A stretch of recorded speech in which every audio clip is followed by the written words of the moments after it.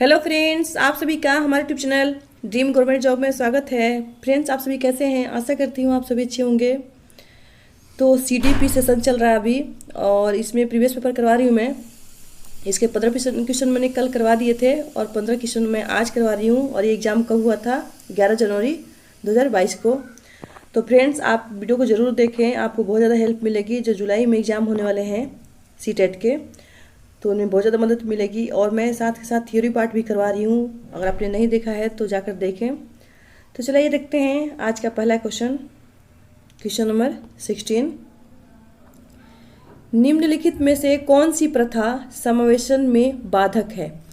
तो सबसे पहले मैंने बता दिया था और आज भी बता रही हूँ कि समावेशन मतलब होता है कि समावेश करके जो जो जिनको ज़्यादा ज़रूरत है, यानी विशेष आवश्यकता वाले बच्चे और सामान्य बच्चों को साथ में पढ़ाई करवाई जाए बिना किसी बाधा के, तो वही होता है। अब इसमें क्या बोल रहा है कि समावेशन में बाधक है।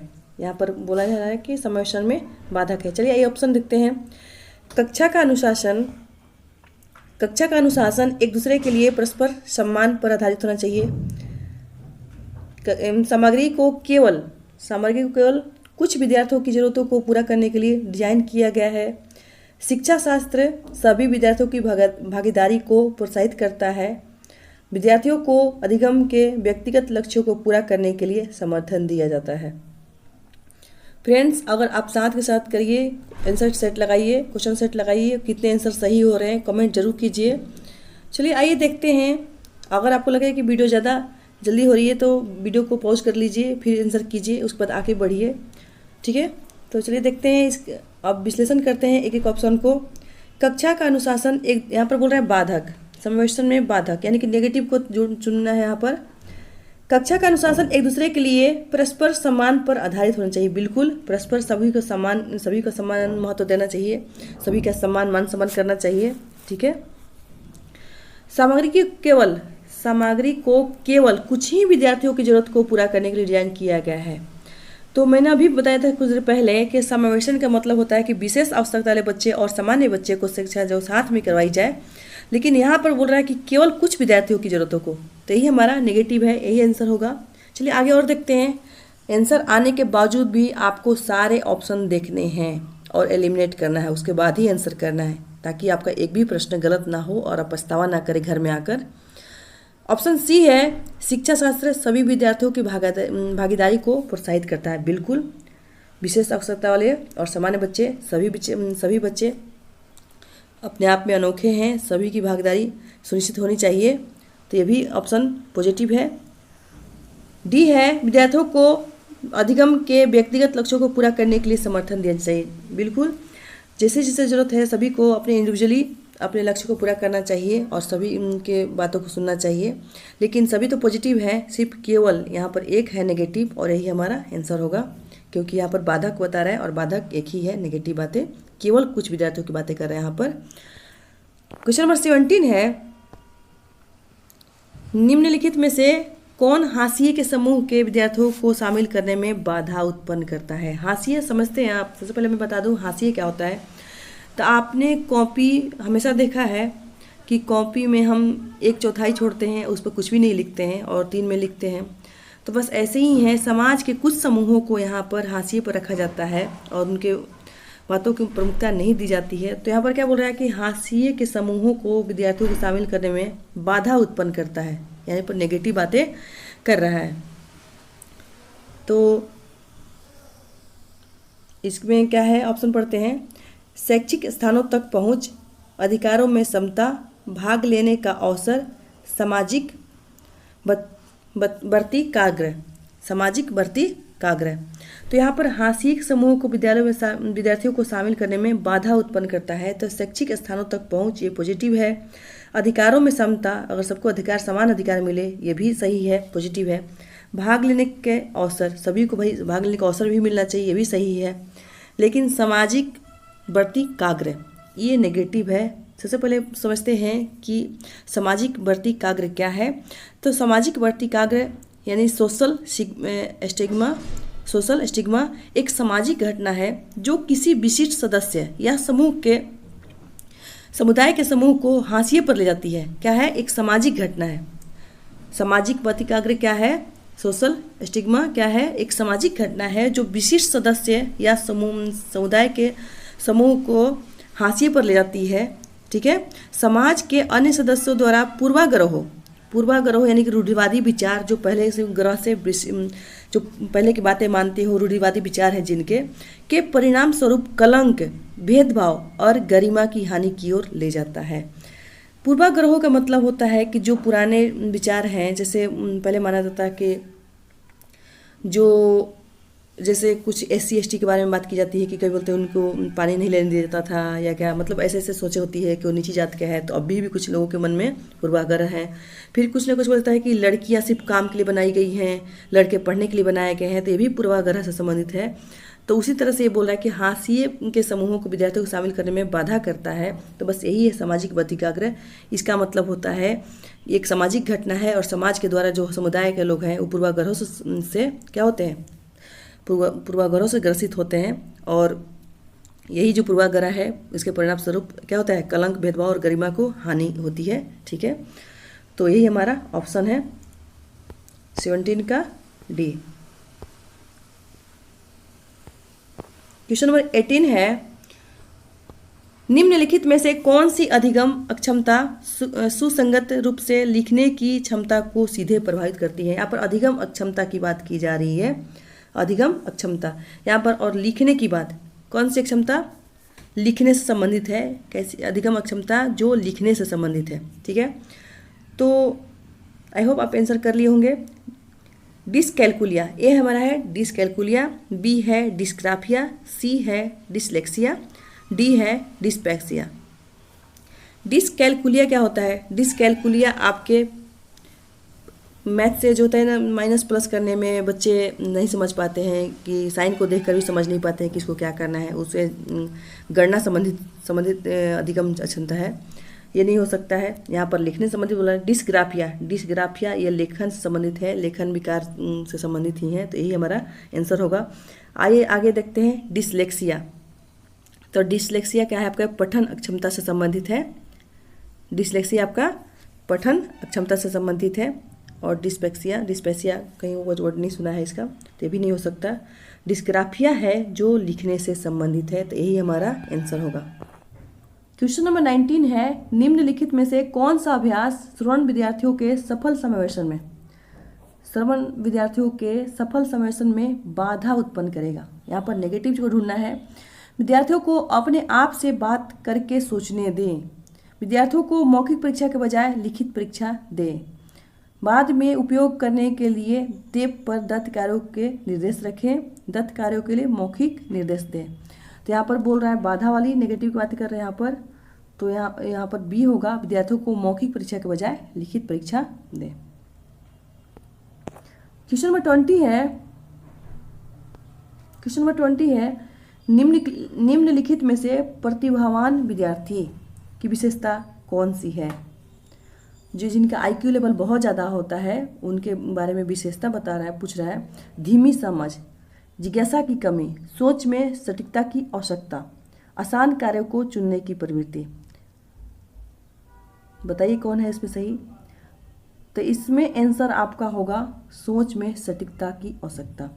अब आइए इसका एक एक ऑप्शन को विश्लेषण करते हैं। धीमी समझ, जो प्रतिभावान बच्चे होते हैं उनकी समझ धीमी नहीं अधिक होती है, वो बहुत जल्दी समझ जाते हैं, इसलिए वो बोरियत भी फील करते हैं। उनको लगता है कि बाकी का बच्चे जो धीरे धीरे काम करेंगे तो वो अपना काम कंप्लीट भी कर लेते हैं फटाफट। उनमें जो समझ होती है बहुत ही ज़्यादा होती है, एक बार बताने के बाद वो दोबारा रिपीट नहीं करते, अपने आप समझ लेते हैं। जिज्ञासा की कमी नहीं, उनमें बहुत ज़्यादा जिज्ञासा होती है कुछ नया नया जानने की। आसान कार्य को चुनने की प्रवृत्ति नहीं, प्रतिभावान विद्यार्थी हैं जो जटिल कार्य पसंद करते हैं क्योंकि उनको आसान कार्य तो ऑलरेडी खुद से ही आते हैं। उनको लगता है कि ये तो बस 2 मिनट में हो जाएगा, तो वो जटिल कार्य ही चुनते हैं ना कि आसान कार्य। तो आंसर इसका होगा सी, सोच में सटीकता होती है इनके अंतर्गत। क्वेश्चन नंबर 21 है, एक शिक्षिका अपने विद्यार्थियों में बोध कौशल को सुसाध्य, बोध कौशल यानी कि समझ को विकसित करने की बात हो रही है। अपने विद्यार्थियों में बोध कौशल को सुसाध्य करना चाहती है। इस उद्देश्य के लिए उसे निम्नलिखित में से किससे बचना चाहिए, यानी कि उस टीचर को नहीं करना है बोध कौशल को विकसित करने के लिए। तो देखते हैं, संकल्पना मानचित्र, संदर्भहीनता, रूपरेखीकरण, सारांशीकरण। तो यहाँ पर एक ही नेगेटिव दिख रहा है, यहाँ पर बचने की बात हो रहा है तो एक ही नेगेटिव दिख रहा है, संदर्भहीनता। आपके रेफरेंस बुक से या रेफरेंस चीज़ों से नहीं होगा, संदर्भ से संबंधित नहीं होगा तो फिर मतलब ही नहीं है आपको समझाने से। तो यही हमारा ऑप्शन होगा, ऑप्शन बी। क्वेश्चन नंबर 22 है, क्वेश्चन नंबर 22 है, विद्यार्थियों में एक संप्रदाय के अधिगम को सुसाध्य करने के लिए, विद्यार्थियों में एक संप्रदाय कॉन्सेप्ट को, अवधारणा को विकसित करने की बात हो रही है यहाँ पर, सुसाध्य करने के लिए एक शिक्षक को निम्नलिखित में से क्या करना चाहिए, यानी कि एक शिक्षक क्या कर सकता है कॉन्सेप्ट को समझाने के लिए, उसकी अधिगम कराने के लिए।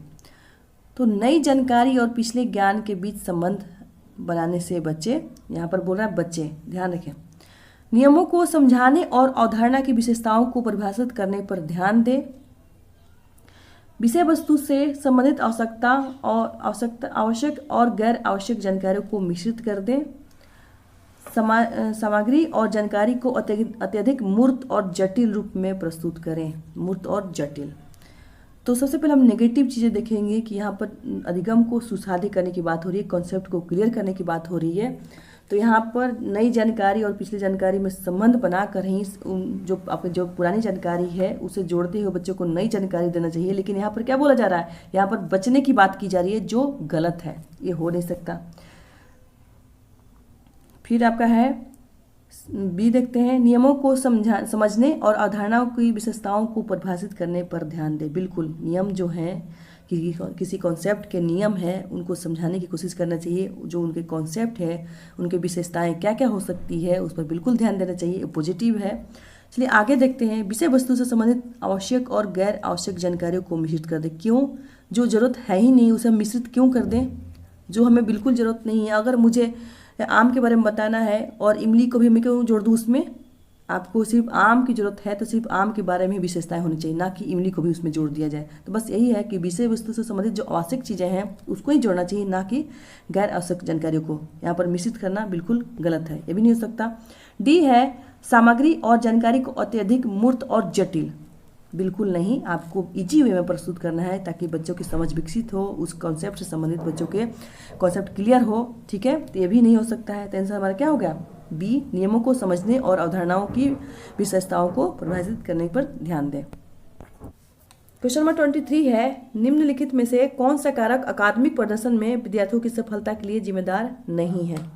बोरियत, तनाव, जिज्ञासा, भय। यहाँ पर 3 नेगेटिव हैं, बोरियत, तनाव, भय, लेकिन जिज्ञासा क्या है? पॉजिटिव है। और यहाँ पर क्वेश्चन में बोल रहा है अकादमिक प्रदर्शन में विद्यार्थियों की सफलता के लिए जिम्मेदार होना चाहिए, तो यहाँ पर नहीं दिया गया है। जो नहीं यहाँ पर है एक्स्ट्रा वर्ड दिया गया है, जबकि होना चाहिए। निम्नलिखित में से कौन सा कारक अकादमिक प्रदर्शन में विद्यार्थियों की सफलता के लिए जिम्मेदार है? तो कौन है? जिज्ञासा, जबकि बोरियत, तनाव और भय असफलता के लिए जिम्मेदार हैं।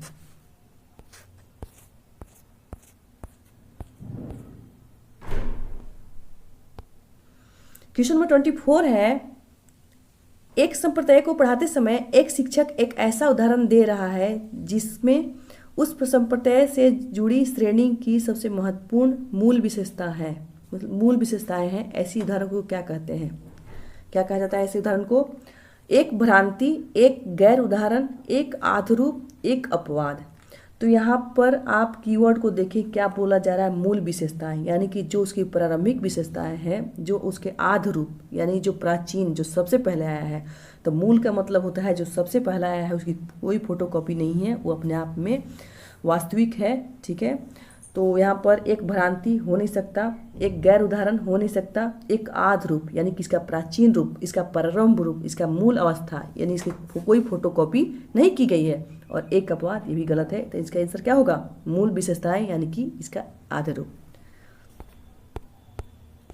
क्वेश्चन नंबर 25 है, एक निर्दिष्ट लक्ष्य तक पहुंचने के लिए विद्यार्थियों को उनकी संज्ञानात्मक क्षमताओं पर चिंतन करने के लिए प्रोत्साहित करके एक शिक्षक निम्नलिखित में से किसके विकास को सुगम बना रहा है? निर्दिष्ट लक्ष्य तक पहुंचने के लिए विद्यार्थियों में क्या है, संज्ञानात्मक विकास की बात करिए। चिंतन करने के लिए प्रोत्साहित करके एक शिक्षक निम्न से किसकी विकास को सुगम बना रहा है? घोषणात्मक ज्ञान नहीं, प्रतिक्रियात्मक ज्ञान नहीं, रट कर याद करना नहीं, यहाँ पर अधिसंज्ञान मेटाकॉग्निज्म यहाँ पर क्या बोल रहा है, संज्ञानात्मक विकास की बात कर रहा है और अधिसंज्ञान आपका संज्ञानात्मक विकास से संबंधित है, तो यही आपका आंसर होगा। क्वेश्चन नंबर 26 है, शिक्षण अधिगम प्रक्रिया की अवधारणा करते समय राष्ट्रीय परिचर्चा की रूपरेखा यानी एनसीएफ 2005 निम्नलिखित में से किसके महत्व पर बल देती है? शिक्षण अधिगम प्रक्रिया की अवधारणा करते समय सक्रिय जुड़ाव और बातचीत, वेधन और बार बार अभ्यास, सामग्री को रट कर याद करना, उत्तेजना प्रतिक्रिया संघ। तो यहाँ पर जो एनसीएफ है किसकी बात करता है? एनसीएफ की सबसे पहले हम विशेषताएं देखते हैं कि क्या क्या विशेषताएं हैं। तो एनसीएफ की कुछ विशेषताएं हैं। शिक्षण अधिगम प्रक्रिया मुख्य रूप से पाठ्यक्रम पर निर्भर है। उसके मुख्य सूत्र है, क्या है सूत्र है? लर्निंग विदाउट बर्डन, मतलब बिना बोझ के शिक्षा देने पर जोर देता है। जो एनसीएफ है, एनसीएफ 2005 है, बिना बोझ के शिक्षा देने पर जोर देता है। और जो कक्षा 1 और 2 के विद्यार्थियों के लिए मूल्यांकन का तरीका प्रेक्षण के आधार पर, यानी कि बच्चों के निरीक्षण के आधार पर, आपको कोई पेन कॉपी नहीं होना चाहिए। बच्चे जो व्यवहार कर रहे हैं, जो क्रियाकलाप कर रहे हैं क्लास में, उसके आधार पर ही उनका मूल्यांकन होना चाहिए। फिर बाल केंद्रित शिक्षा पर बल देता है एनसीएफ 2005। इसकी सबसे बड़ी विशेषता क्या है? ये बाल केंद्रित शिक्षा पर बल देता है। कहने का मतलब कि जो बच्चे हैं, बच्चों के इच्छाओं, उम्र, बुद्धि के आधार पर उनको बल दिया जाता है। बच्चे अपने अपने तरीके से कर सकते हैं, जितनी आईक्यू लेवल है, जितने स्तर है उनके अनुसार से बच्चों को शिक्षा की बात की जाती है। इसमें पर्यावरण शिक्षा पर महत्वपूर्ण स्थान दिया गया है। जो पर्यावरण शिक्षा पर है, इसमें महत्वपूर्ण स्थान दिया जाता है। समावेशी वातावरण पर बल देता है। समावेशी वातावरण का मतलब है कि सबको समान स्थिति को देखते हुए, जिसकी जैसी ज़रूरत है उसको प्रोवाइड करवाते हुए आगे बढ़ना है। तो आई होप आप समझ रहे होंगे एनसीएफ 2005 के बारे में। तो चलिए आइए ऑप्शन देखते हैं। सक्रिय जुड़ाव और बातचीत, वेधन और अभ्यास, बार बार अभ्यास, रट कर याद करना, उत्तेजना प्रतिक्रिया संघ। उत्तेजना प्रतिक्रिया संघ गलत है, रट कर याद करना ये भी गलत है, बार बार अभ्यास ये भी गलत है। सक्रिय जुड़ाव यानी एक्टिवली पार्टिसिपेट और बातचीत यानी अंतःक्रिया। ठीक है, तो यही आपका आंसर है। एनसीएफ आपके आपसी सक्रिय जुड़ाव की बात कर रहा है, बाल केंद्रित शिक्षा पर बल देता है, पर्यावरण शिक्षा पर बल देता है, बातचीत जो वार्तालाप होता है उस पर बल देता है। तो ये आपका आंसर होगा। क्वेश्चन नंबर 27 है, किसी समस्या को हल करने के लिए विद्यार्थियों की मदद करने के लिए एक शिक्षक को निम्न में से क्या करना चाहिए? क्या बोला है? किसी समस्या को हल करने के लिए, ठीक है, एक शिक्षक को क्या करना चाहिए? असंगत जानकारी को चिन्हित करके विद्यार्थियों को भ्रमित करें। भ्रमित नहीं करना, गलत। विद्यार्थियों को सीधे उत्तर बताएं और उन्हें नकल करना, ये भी गलत है। सीधे उत्तर बताकर उसे गलत नकल नहीं करवाना है, जबकि बच्चों को आपको अवधारणाओं को समझाना है, कॉन्सेप्ट क्लियर करवाना है, बच्चे को एक्टिवली पार्टिसिपेट कराना चाहिए, ना कि नकल। ऐसे संकेत दे जो प्रासंगिक स्कीमा संरचना को सक्रिय करे। बिल्कुल यही से होना चाहिए। आगे बढ़ते हैं। जानकारी को वियोजित खंडों में विभाजित करें, ये भी नहीं है, तो आंसर आपका है सी। क्वेश्चन नंबर 28 है,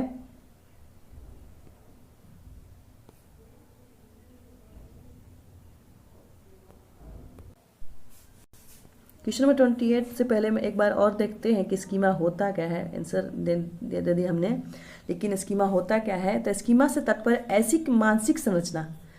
कैसी संरचना? मानसिक संरचना। स्कीमा का मतलब होता है ऐसी मानसिक संरचना है जो व्यक्ति विशेष के मस्तिष्क में सूचनाओं को संगठित है।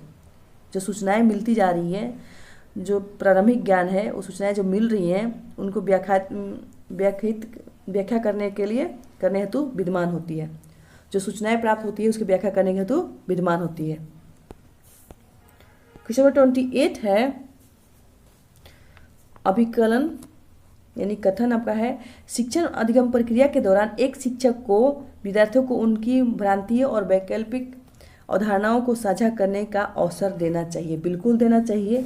एक शिक्षण अधिगम प्रक्रिया के दौरान एक शिक्षक को विद्यार्थियों को उनकी भ्रांतियाँ, ठीक है, और वैकल्पिक जो विकल्प हैं, वैकल्पिक अवधारणाओं को साझा करने का अवसर बिल्कुल देना चाहिए, ये सही है।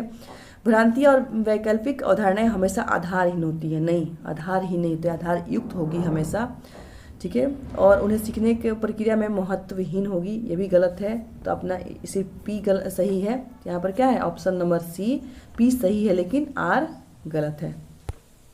क्वेश्चन नंबर 29 है, अधिगम असहायता यानी लाचारी तब महसूस होती है जब एक विद्यार्थी यह मानता है कि, यानी कि बच्चों को अधिगम में असहायता या लाचार बच्चे कब महसूस करते हैं, जब बच्चे अधिगम करते हैं तो कब लाचार महसूस करते हैं। आइए ऑप्शन देखते हैं। क्षमता में सुधार हो सकता है और उनका ध्यान महारत के लक्ष्यों पर केंद्रित होता है। प्रयास क्षमता को प्रभावित करते हैं और उसका ध्यान प्रदर्शन लक्ष्यों पर केंद्रित होता है। शैक्षणिक गतिविधियों के परिणाम नियंत्रणीय है, शैक्षणिक गतिविधियों के परिणाम अनियंत्रणीय है। यहाँ पर लाचारी कब महसूस करेगा, जब शैक्षणिक गतिविधियों के परिणाम अनियंत्रित है। कहने का मतलब कि बराबर प्रॉपर तरीके से नहीं परिणाम मिलते हैं, तब उस वक्त बच्चों क्या होता है, लाचार महसूस करता है। बार बार कोशिश करने के बावजूद भी उसके परिणाम जो है अनियंत्रित है, जैसे मेहनत कर रहा है उसके अनुसार से नहीं हो रहे हैं, तो यही अपना आंसर है। उसी समय बच्चा अधिगम में लाचारी महसूस करता है।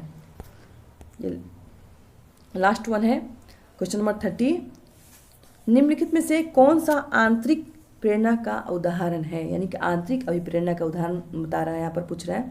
तो सबसे पहले बोलते हैं अभिप्रेरणा जो होते हैं दो प्रकार के होते हैं, एक आंतरिक और एक बाह्य। आंतरिक का मतलब होता है जो हमारे अंदर समाहित है, ऑलरेडी समाहित है, और बाह्य मतलब हम किसी चीज़ से प्रेरित होकर किसी बाहरी दबाव में आकर हम उस काम को कर रहे हैं, ये होता है बाह्य प्रेरक। आंतरिक प्रेरणा में आपको होता है भूख, प्यास, नींद और मल मूत्र त्याग करने की इच्छा, ये आपके आंतरिक प्रेरणा में आ गया। और बाह्य प्रेरणा में आपका बहुत चीज़ें होती हैं जो बाहरी होती है, दंड हो सकता है और कुछ मिलने की प्रशंसा और गिफ्ट वगैरह मिलने का, पुरस्कार मिलने का, मतलब बहुत सारी चीज़ें होती हैं जो बाहरी दबाव से प्रेरित होती हैं, वो होते हैं बाह्य। लेकिन यहाँ पर पूछा गया है आंतरिक प्रेरणा के बारे में, तो माता पिता द्वारा दंड से बचने के लिए अध्ययन। तो यहाँ पर बाहरी बच्चा दंड से बचना चाहता है, किसके दंड से, माता पिता के दंड से, तो क्या है, बाहरी प्रेरणा है। एक गतिविधि में रुचि के कारण, तो हाँ ये हो सकता है क्योंकि ये बच्चे की खुद की रुचि है। आगे बढ़ते हैं, शिक्षा की प्रशंसा प्राप्त करने के लिए अध्ययन। तो यहाँ पर भी प्रशंसा प्राप्त यानी कि बाहरी दबाव में है, बच्चा शिक्षक की प्रशंसा प्राप्त करना चाहता है, ना कि आंतरिक रूप से प्रेरित है, तो ये भी आपका बाह्य रूप है।